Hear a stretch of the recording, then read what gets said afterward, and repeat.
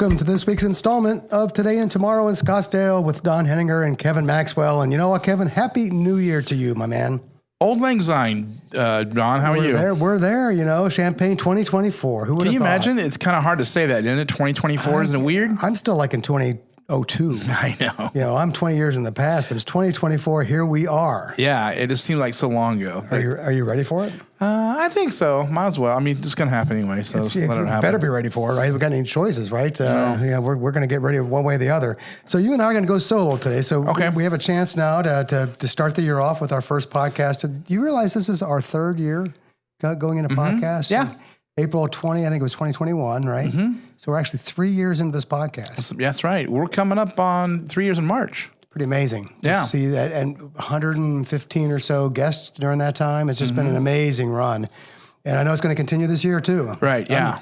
I got a lot of optimism looking into this year. We're going to continue focusing on amazing people doing good things for the Scottsdale community. And I'm optimistic because our pipeline's full, man. Yeah, I like how we ended the year in the last 6 months. We've kind of really diversified our audience, and we've diversified our guest list. We did. And it's pretty robust, and I think it really covers a lot of what Scottsdale's all about. All walks of life. Yeah. And the one thing I've really enjoyed about this podcast is the fact that we get to meet people in Scottsdale who, one, we never would have met before, but two, you find out all kinds of fascinating things about them. It seems like every week there's like an eyebrow raising little thing, right? Totally. And mostly it's always good, right? It's always good stuff. Yeah, and if it's bad, then we'll just kind of chuckle about it, yeah. But I don't think we've really run into anything bad, No. It's all been people doing good things for our city. There's been a couple times where you and I have been stopped in our tracks and started to get a little bit emotional because people are telling us some great stories that we didn't know about that are really heart-wrenching. Well, and then when they're getting emotional telling it too at the same time, it's like, wow, you know. That's pretty amazing when it happens that way. Yeah. And there's sometimes we've had some guests on who we thought they were, I don't want to say one-dimensional, but we had them on for one reason, a specific reason, right? They represented a specific genre, or they had done something specific that we wanted to talk about. But when we got them in here and got them in front of the mic, all of a sudden all these other things they had done opened up, right? Always. And we thought, this is what a great guest this is, not only for what we originally brought them in for, but because of the value they added to it. Even people that you thought you knew really well, right? That we bring in here, and it's like, you did what? Give me an example of that. Somebody you think? I'm thinking about Gary Shapiro. He told us a story. I can't remember what it was right now, but I remember it blew us both away when he was in here. And we all know, everybody knows Gary. Yeah. But he said something, Kevin. I can't remember what it was, and I wish I could.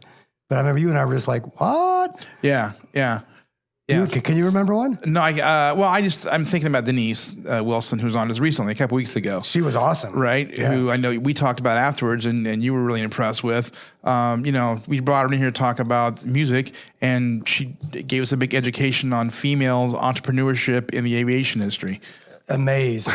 In fact, she was I was going to ask you who your favorite guest of the at least the second half of 23 was, but she was by far mine. Well, yeah. Not just because she was our last guest of the old year, but for that very reason you just talked about that. We brought in her because she's the founder of the Scottsdale Symphonic Orchestra. Right.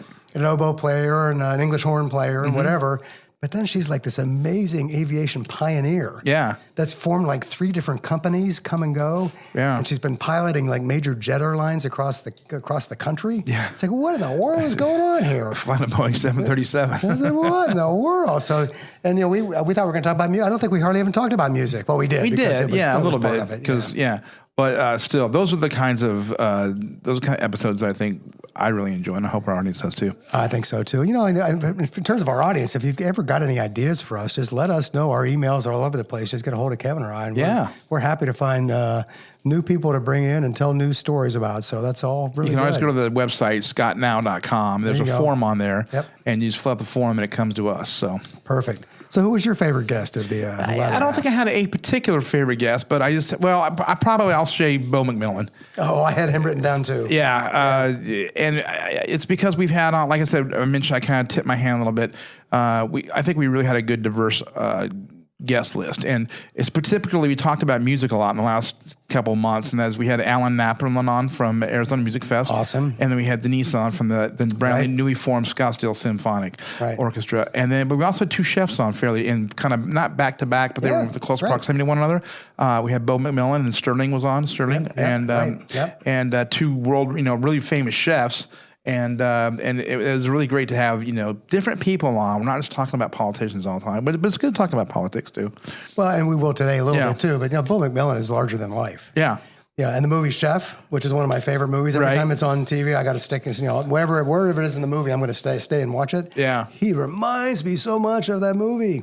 That's funny. Where do you see that movie at? Because I never see it on. It's on HBO like every other day. Is it really? Yeah, it's or Showtime or one of those deals, whatever it is. It's on constantly. But that's a cool movie, and Bo just reminded me of so much of him. It's like, it's my kitchen, man. Yeah. It's my team. And That's we're right. going to do great things. If you don't like it, get out of the way. Yeah. Pretty cool. Yeah, I tell you, I went to his restaurant, and I was going to try to say hi to him. To Cala's restaurant, yeah. Did you see him? I didn't even get close. You didn't get close? He was so busy. It's a pretty popular restaurant, right? And we were there on on a Tuesday. Is that right? Yeah. You still couldn't get to him? No way. Man. No way, man. I'd have him make one of his signature cocktails for you or something, right? Yeah, that was something good.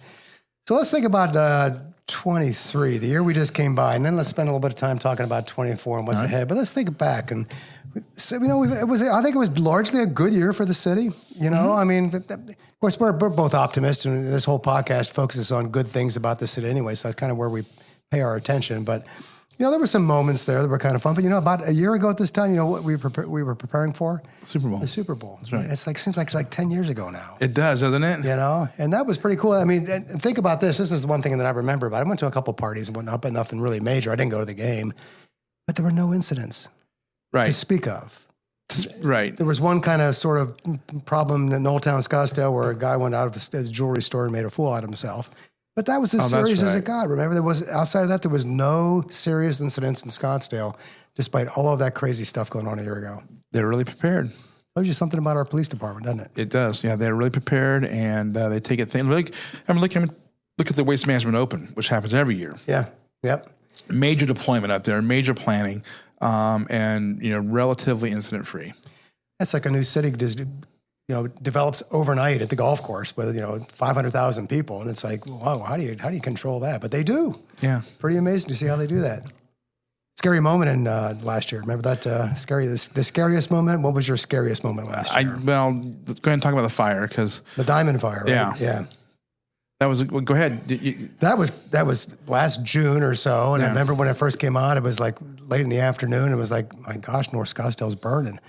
And all these expensive homes out in the reason I said go ahead is because I didn't follow as closely as you. I was out of town. Yeah, for the whole month. Yeah. So I didn't. I was kind of reading the news accounts remotely. I think you were closer to it than I was. So yeah, but here's what worried me about that, and luckily it didn't happen. Is it was heading like full steam ahead for the preserve. Right. Oh yeah. And they first of all the homes, and luckily they did. I think they saved most. I don't think any homes burned, if I recall correctly. A lot of land burned, but it was heading right for the preserve. And once it gets in there, who knows what's going to happen? You've been out there. You can see all the wild grass that's out there, all the flammable stuff that's just ready to be ignited. Yeah. And that thing was barreling headfirst toward the preserve. And I'm thinking, this is our worst nightmare. Yeah. Didn't happen. Luckily, we got Mother Nature, turned the wind around a little bit. Dodged a bullet big time. So that was crazy time. Yeah, it was. Yeah, we saw because we've been thinking about that. How many times we speculated, what if the preserve gets on fire? What if the preserve gets on fire? And we've had Chief Shannon talk about it. Yeah. We've had some other people talk about it. So, and they do a ton of preventative stuff out there to do everything they can to control at least the man-made elements of all that. You can't control what Mother Nature's going to do, but they control everything. They're out there training people on how to preserve it. If they're working on construction sites, how to keep it safe, that kind of deal. No sparks flying, that kind of deal. Yeah. But yeah, you never know. Are you still hiking like you used to? Yeah. You still lost dog guy? Lost dog. I'm out there probably once a week. Are you really? Yeah. It's Do you see people out there on the trail and recognize? Surprisingly not that many. Once in a while, but there's a lot of different people go out there. Right. But when I'm out there, I'm a solo hiker. Okay. That's my downtime. I get a chance to think. Yeah.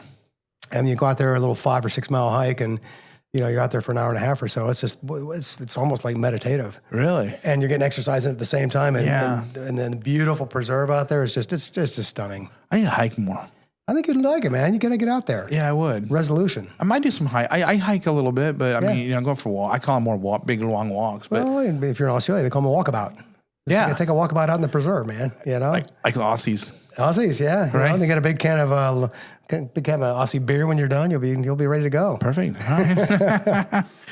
What do you think about developments? We've had a couple of good developments this past year. I think that part of the growth cycle, that's always a big debating issue amongst some people in Scottsdale about how we want to grow, but we've had some good developments there, right? I'm excited about the parquet at the Cracker Jacks, obviously, because of the technology element in it. I mean, it's you're a tech guy for sure. It's funded by a tech entrepreneur.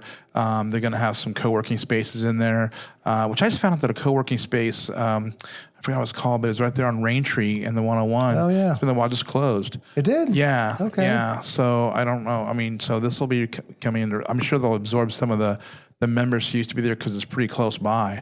But that's a project I'm excited about. And that's kind of one that I don't want to say sailed through without, but it was, I don't think it was really that much in peril. It seems like every project it seems like we're evaluating this. What do you think the chances are, of making it through?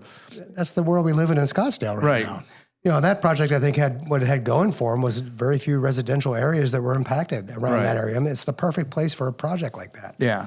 Yet there were still, the core minorities that complain about too many apartments, too much development, too much traffic. I mean, it's all part of how you got to evolve as a city and handle it all. Yeah. So I was glad to see that, but that's got some special attributes. Yeah, it does. That's going to be pretty. What are cool. some other good ones that you think are coming along that you're excited about seeing? One just north of there that I'm happy to see that's moving right along is the Optima project. Right at the corner there, the 101 and Scottsdale Road. That's going to be pretty cool. I mean, that land's now all getting leveled. When you drive by there out there now, you can see it's coming on. And that's just one, that's the Optima. It's a classic project. It's classy. It's going to be high-end apartments and condos. They are beautiful places, aren't they? Properties, aren't they? Yeah. You got one in Old Town, one at just north of the Fashion Square. Yep, right. Kierland has one. Carolyn's got one in the Phoenix, but it always drives me nuts when people talk about the Optima in North Scottsdale. No, it's Phoenix. Is that on the other side of the Carolyn side? Yeah, okay. It's on the Carolyn side, right? Okay, well, let me get that one. Beautiful though. It's right there too. So that's it's kind of part of the same neighborhood up there. Yeah, that's going to be pretty cool. So I think it's a good one. I think. Okay. It shows you, I think, that good developments, and we've got special. We should hold developers to a higher standard than Scottsdale. That's who we are. I think we do. But when they pass those standards and when they bring good cases together and bring good projects to bear, like the last couple we talked about, let's get them done. Right. So it's good to see we're getting some stuff done that way. I was excited to see what's happening at the Museum of the West down here. 2 big wins there for them. Kind of cool, huh? Yeah. Some big money coming in there. I mean, $12 million donation by Buzz Sands. It's going to fund the expansion. Then Eddie Basha, the collection that Eddie Basha was. Is he a card guy? Yeah, he's a card guy. Okay, that's what I thought. Yeah. Sand Chevrolet. $12 million, man. That's a lot of money. Yeah, there's a lot of people have been looking at the museum with some, skepticism. I think it's a wonderful facility. I'm glad we have it down here, but there's a lot of people have been nitpicking about what their financial situation looks like and so forth. But because they're reliant on the city. Yeah, I know exactly. But what a great addition that's been to downtown Scottsdale. It's a perfect fit for us, the most western town. It makes perfect sense. Yeah. You know what else I like? Speaking of developments like that, we've got the Civic Center stuff done now. Isn't it beautiful down there? I can't wait to see how that's going to play out over the next couple of years. Yeah. Have you seen a show down there yet? Not concert? Yet. No, have you? I saw the Jazz Festival was out there last fall, and it wasn't they weren't quite done yet. They were still kind of, but it was great. Yeah. And then I went down there over the holidays and spent some time down there. And no shows going on, but it was beautiful. I love it down there. Yeah. Right. That whole Civic Center Plaza now, it's just coming alive. They did a great job with that. They really did. It was a tough going. It was tough to get that project done. I think it came in a little bit over budget, like all of our bond projects are. We'll talk about that later on, right? But we could get into the financial situation with all of that down the road. But what a great addition to our city. Look at downtown. We've had the new museum expansion, the Civic Center going on. All that happened in the past year. Yeah. And it'd be really cool to be able to get outside during nice weather and see some good outdoor concerts. Because nothing like watching a really good show outside. Yeah, it's perfect. And this is the best place to do it. Yeah. Where's better than this, right? Right. Yeah, that's fantastic. And I think, I love what Gerd Wusterman, the CEO of Scottsdale Arts, has up his sleeves. I think there's going to be some big things coming down the road. Yeah, We've got a facility like this. Yeah, he's got a vision for sure. Stay tuned for sure. That's going to be pretty cool stuff to see. So let's talk about one of our worst image problems that we had this year, the black eye for Scottsdale. Egg on our face. Yep. Which one is that, dude? The Rio Verde water. Got it. How did you know, man? Well, it just stands out. It just kind of stands out on its own. It wasn't our finest moment for sure. The state had to get involved to get us going the right direction, unfortunately. You know what I think was the most disappointing about that was the publicity that it generated across the country. Yeah. For a couple of reasons. One, and you can debate whether it was the right move to withhold water or not, but it gave the impression to the rest of the country that we were running out of water. Right. And we're not. No. I mean, we got a water management challenge. We always will, living in the desert in the Southwest, but we are not running out of water. No. And it made us look like kind of not doing the right thing. And the right thing was those people didn't have any water, man. That was a hard summer for those folks. Was it like 5-6 months? I think they did, yeah. Yeah. A long time without water, yeah. Can you imagine? No, I can't. That's just craziness. I mean, they had barrels and they're trying to capture some rainwater and buying water. Rainwater in the desert. Yeah, exactly. Where it rains once every 3 months. Yeah. If you're lucky. That's like my grandparents telling me stories about, bathing once a week in a tin pan, pouring water over them to top themselves. Scottsdale today, Scottsdale yesterday. Yeah, right? exactly. Hey, that's crazy. Oh, well, that's behind us now.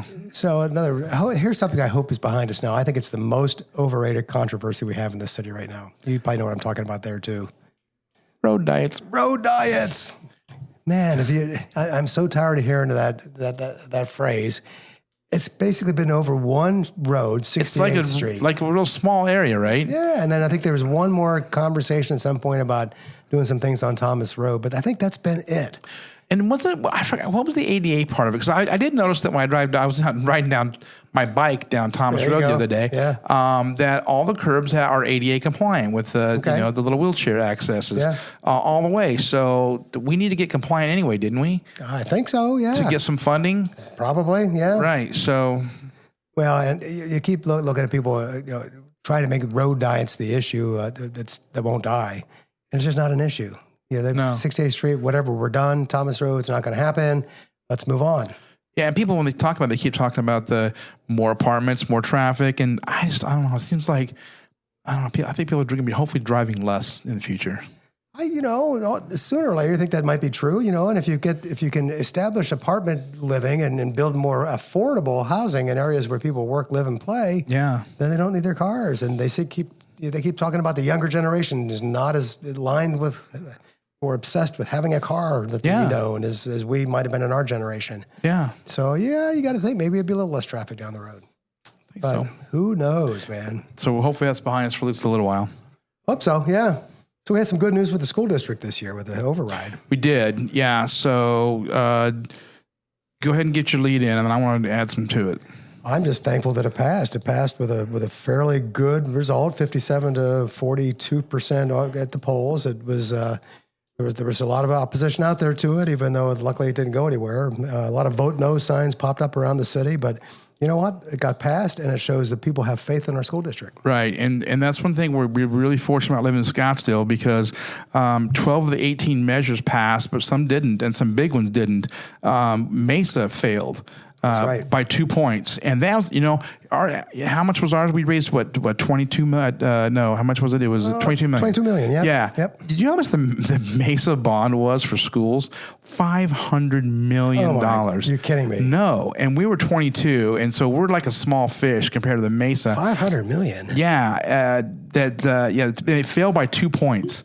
So it was close. The last time I was reading something about how these bond measures in Mesa have been deteriorating over time, which I think a lot of people have. Did you know that in 2005 they had a bond measure that passed with 67% of the vote? That's a landslide. Yeah, back then, and it's just been deteriorating, and this one finally lost. Also, Queen Creek, right? So here's where we are looking at comparing ourselves to Queen Creek. That's a growing area. Mm-hmm. We talk about affordable housing all the time. Mm-hmm. Queen Creek, that's for some people. A lot of families are going there, right? Sure. So the schools are growing there big time, right? Right. They have failed 3 years in a row. They've put a bond measure for schools up, and it's failed 3 times in a row. Not only that, but they had an existing override on the ballot, which had been in place since 2015. That also failed. Isn't that crazy? So what do you do? How do you manage your district's finances? That was it. So not only did they not get the bond money they were looking for, but they had to do a 15% reduction because of the override that failed.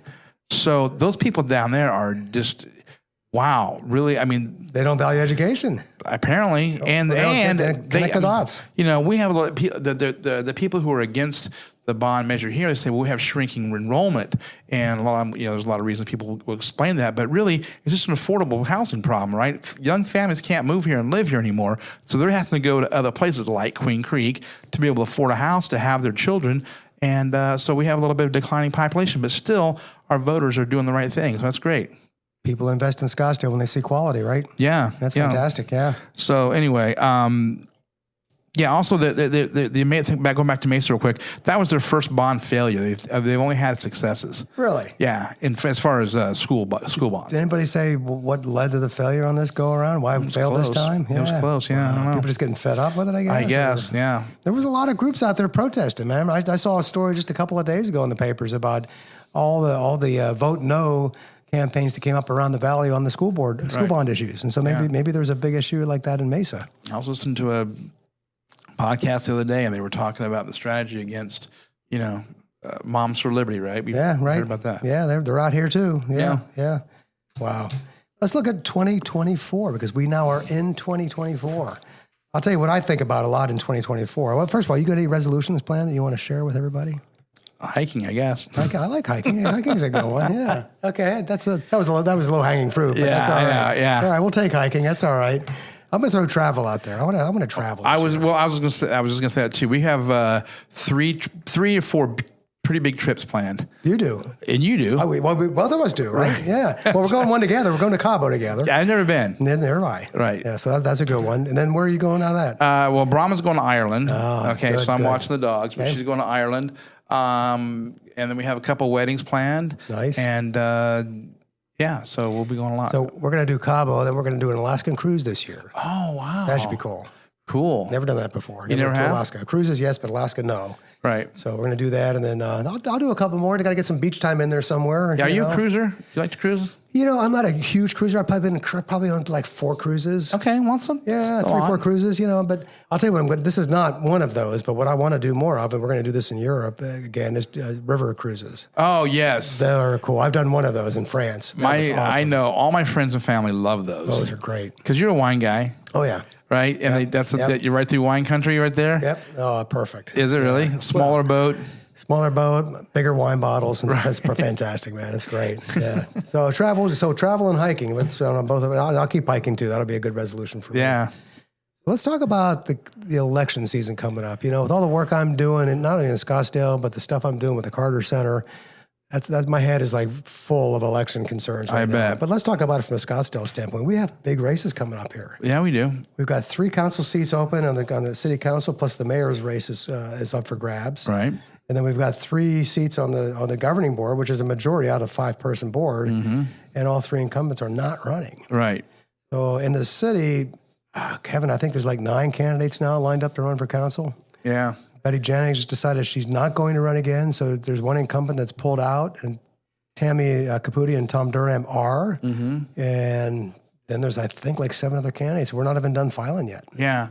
I think that it's interesting that Tom is running for, and Betty is not, because they kind of ran together, sort of as a slate, a non-official slate last time. And I think that Betty was the kind of the locomotive that he wrote his sail, with the sails in there. Yep. So a little bit, yeah. So has he done enough on his own to be reelected, you think? I think, but the people who watch council carefully, I'm kind of one of them, and I'm not an expert, but he's really developed as a council member. He has. I was going to say the same thing. I have nothing on some tough issues, right, and stood up for issues that he believes in. He's a lawyer by trade, as we know, because we had him on, right? Right. I found him to be very well prepared. At all the council meetings, he's always very well prepared. I like the way he explains his thinking and logic to everybody, and he says, "Yeah, this is the way I'm going to go, and here's why." I think he's a very effective council member. I do too. He's very soft-spoken. But when you get a chance to actually sit and talk to him a little bit, he's as intelligent as can be, and he knows what he's talking about. Right. And I think he's been a good councilman. I'm glad he's running again. Yeah, me too. Tammy's running again. Tommy and Tom. Yeah, Tammy and Tom. Tommy and Tom. There we go. And then mayor's race right now is looking at David Ortega, Linda Milhaven, maybe Lisa Borowski. Right. Maybe Jim Lane. People are talking about that. Yeah. Whether that happens or not, that's 4 people. That's a lot. That is a lot. Yeah, because... Yeah, you have a primary. Two will get through their primary. Yeah. So you're going to definitely have a primary now.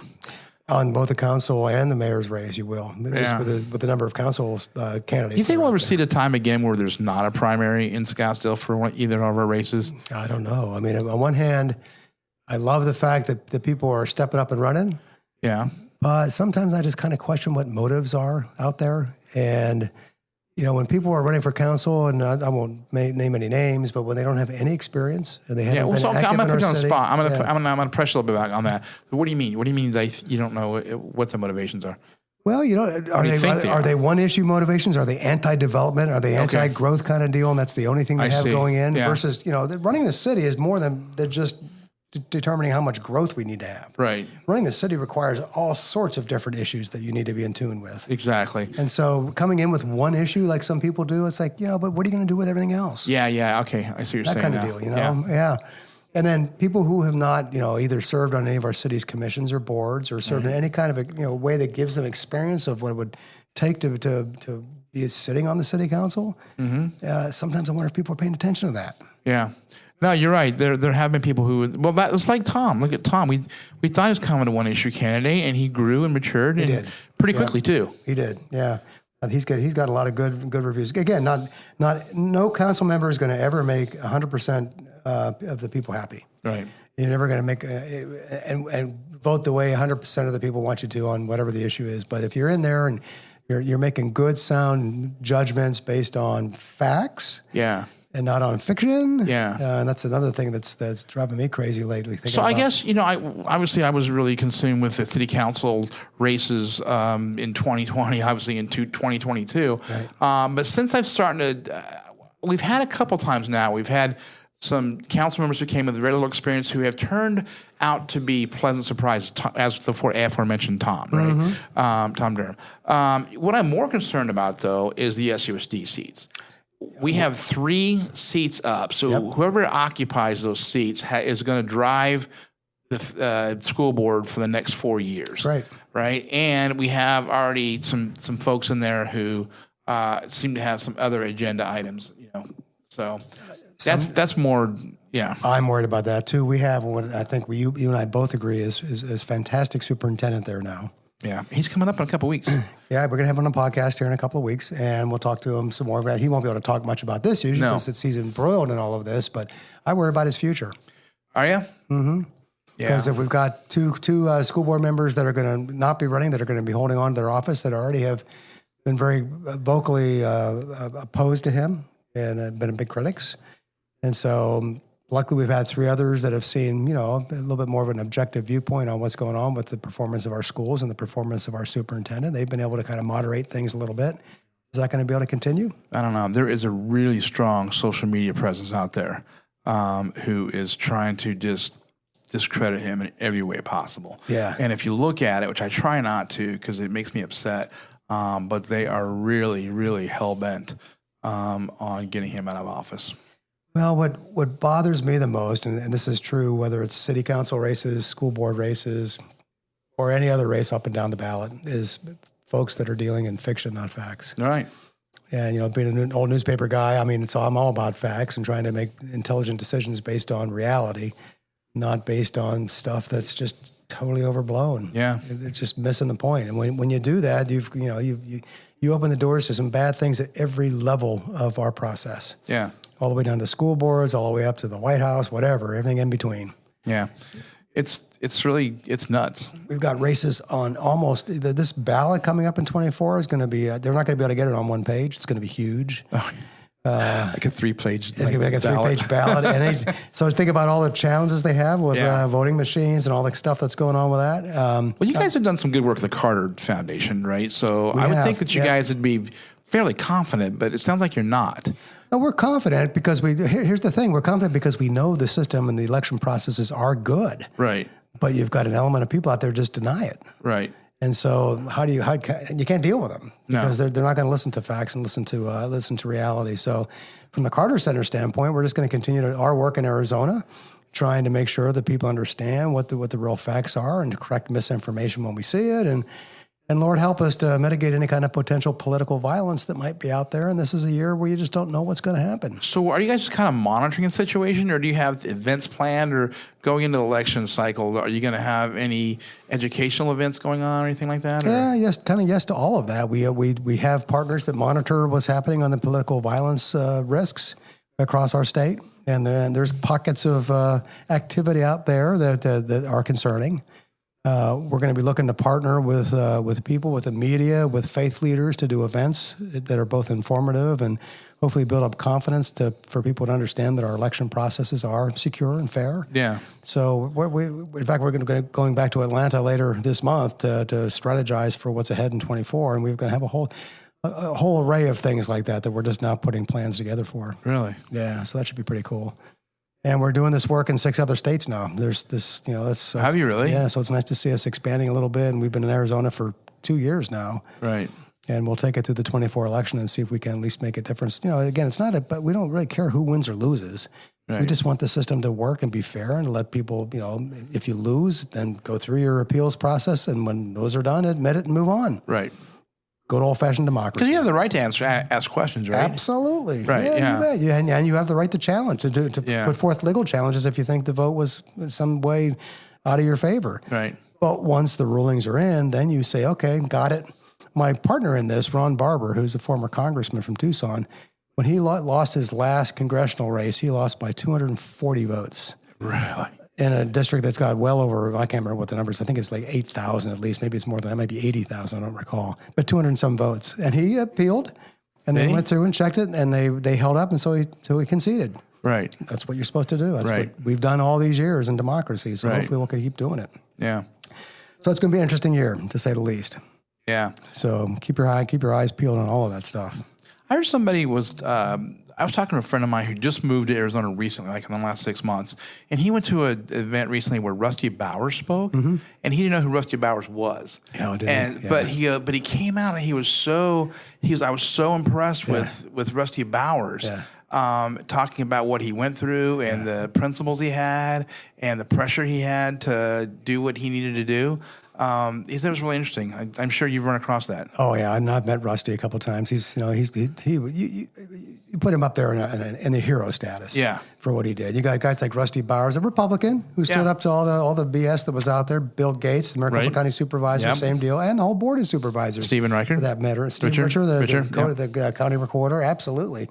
And these are all Republicans, right? Which is really funny. But they stood up for the rule of law. And they knew the systems were fair and secure, and they admitted. And they took a lot of grief. Oh. A lot of grief. Yeah. And I hope nobody has to go through that again. And I was reading something about Clint Hickman, the current county board chair, supervisor's chair, and they just got done looking at how ridiculous this ninja audit was. There's been reports, the Republic's been tracking that down with Freedom of Information Acts and so forth, and realizing the whole thing was a big sham. Yeah. The audit was. Right. But yet a lot of people believed it, and a lot of people took heat, Hickman included, for not giving in along the way, and they got threats. Their lives were threatened, their families were threatened. It's just ridiculous to see that. When you say it was a sham, was this they're trying to raise money, steal money? I mean, trying to raise money to fund the audit, and then people just pocketing the money and not really auditing anything? No, No, not that at all. I mean, the audit cost taxpayers $5 million. Right. And they pay that. So the sham was the fact that there was nothing wrong with the original vote. Yeah. And the cyber ninjas came in and realized they couldn't count anyway. They didn't have the wherewithal to be able to even audit the vote. Right. And as they started auditing it, they realized, hey, this was all done the right way. Right. But so they probably knew pretty early on. Early on, for sure. But there was a whole lot of folks, and what the Republic reported actually just today was that there was a lot of money from the Trump camp supporting what they were doing to kind of keep moving. Okay, keep going. Even though there was no evidence. There was no evidence. Right. Keep working. You're going to find something eventually. So that's the kind of thing. Who needs the distractions? You don't. If it's fair and secure, I mean, challenge it until the crows come home. But then when you find out things are solid, say they're solid and move on. Right. That's what we need to do. Well, we're going to be moving on a lot right now. Okay. Another good session. Good talking to you. Always good to see you. Absolutely. Looking forward to another year ahead. Yeah. 2024, bring it on. Scottsdale, we're going to bring you some more really good stories this year. We're going to have stories of people doing amazing things in our community. Can't wait to bring them to you in the near future. We've got a pipeline, like I said before, was already full. It's going to be a good year. Yeah, I'm looking forward to it. Another year come and gone, and another one has just arrived. And the issues that are going to come up in the year ahead, we'll be all over them, as well as talking to the people who are doing great things in our community. So stay with us this year and invite your friends along for the ride. We've built up a strong following over the past 2 years, and with your help, it will get even bigger. So give us a hand, share our news with people, and stay with us this year. Otherwise, see you next week for another edition of Today and Tomorrow in Scottsdale.